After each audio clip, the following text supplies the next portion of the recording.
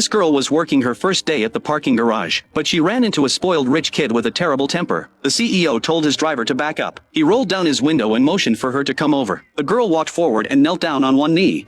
무슨 일이십니까, 고객님? 번호판 안 보이냐고?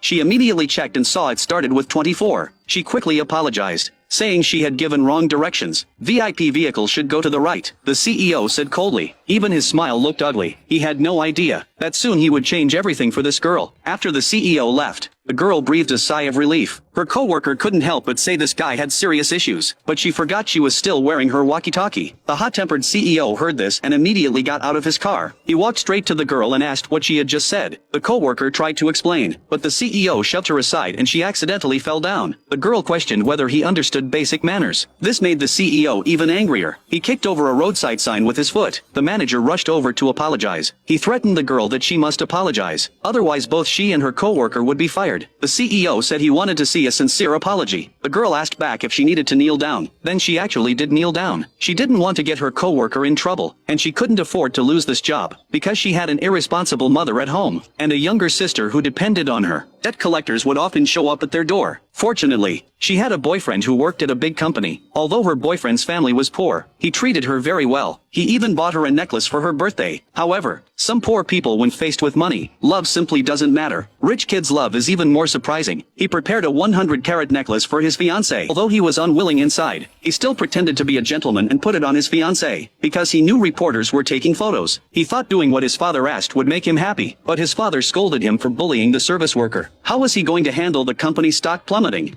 He needed to clean up this mess himself. If he caused more trouble, he wouldn't be forgiven. Meanwhile, the girl saw the video of her kneeling in public had been exposed. Then the CEO tracked down the girl's address, but she led him to a spot 10 meters away from her front door. The girl asked what he wanted to do in the middle of the night. If her family saw him, they'd think she was getting into trouble. The CEO said talking at the doorway was actually more proper. Suddenly he noticed a security camera overhead. He immediately understood. He mocked the girl, asking if she was planning to use the camera to provoke him and then take photos again. This little girl's plan was very thorough. The girl didn't understand what he meant. The CEO told her to stop pretending. You deliberately knelt down at the parking garage to take photos and set me up, right?